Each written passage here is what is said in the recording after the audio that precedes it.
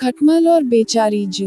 एक बार की बात है, एक आरामदायक छोटे से घर में बेनी नाम का एक खटमल और लूसी नाम की एक गरीब जू रहती थी। बेनी एक मोटा और संतुष्ट खटमल था जिसे घर में सोए इंसानों के खून पर दावत पसंद थी। दूसरी ओर लूसी एक दुबली पतली और कुपोषित जू थी जो जीवित रहने के लिए पर्याप्त भोजन खोजने के लिए संघर्ष कर रही थी।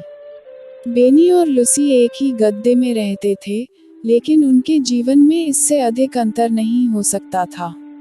बेनी ने बिस्तर की सिलवटों में छिपने की अपनी क्षमता पर आनंद लिया, अपने रास्ते में आने वाले भोजन के लिए धैर्यपूर्वक प्रतीक्षा की।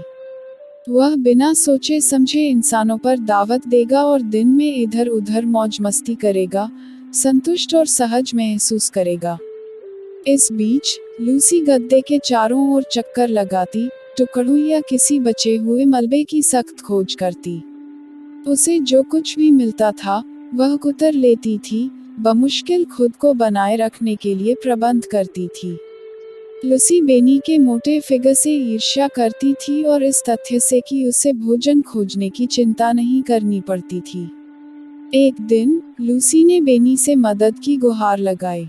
उसने अपनी हताश स्थिति के बारे में बताया, इस बात पर जोर दिया कि वह कितनी भूखी थी और कैसे वह पर्याप्त पोषण पाने के लिए संघर्ष कर रही थी।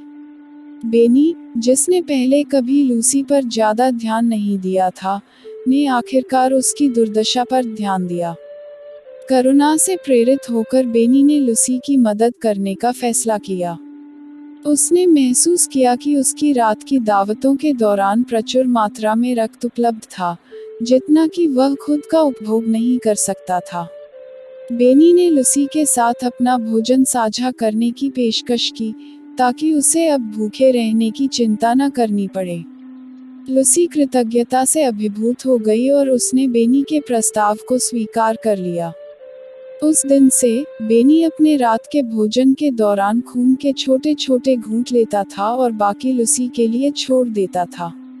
इस नए मिले सहयोग से खटमल और जू के बीच दोस्ती हो गई। जैसे जैसे समय बीतता गया, बेनी और लूसी एक दूसरे के संघर्षों को बेहतर समझने लगे। बेनी ने जू होने की चुनौतियों और भूखमरी के लगातार डर के बारे में जाना। लूसी ने बदले में महसूस किया कि भले ही बेनी के पास एक आरामदायक जीवन था, फिर भी उन्हें अपनी कठिनाइयों का सामना करना पड़ा। उनकी दोस्ती एकता और समझ का प्रतीक बन गई, जिसने पीढ़ियों से खटमल और जू को अलग करने वाली बाधाओं को तोड़ दिया। बेनी और लूसी अक्सर गद्दे पर एक साथ बैठते थे, कहानियां और अनुभव साझा करते थे, प्रत्येक दूसरे के अनूठे दृष्टिकोण की सराहना करते थे। उनकी कहानी पूरे कीट समुदाय में फैल गई, दूसरों को अपने मतभेदों से परे देखने और आम जमीन खोजने के लिए प्रेरित किया। बेनी और लूसी की दोस्ती एक अनुस्मारक बन गई कि सहानुभूति और दया अंतराल को पाट सकती है और स्थायी बंधन बना सकती है।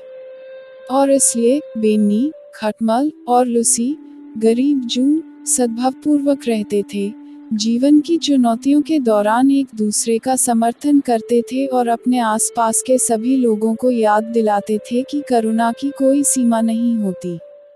तो दोस्तों, कैसी लगी वीडियो कमेंट में जरूर बताना।